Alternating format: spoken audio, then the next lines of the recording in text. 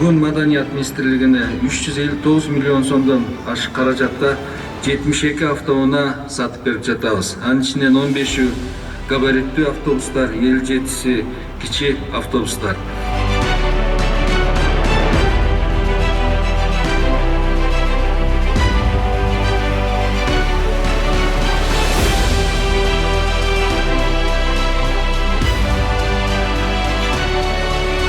Тяжкий, поворот хороший.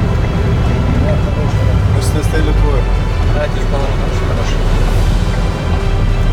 Кресло ржавчины, именно плавающий, эти, да, сиденье, да? Для водителя очень удобно.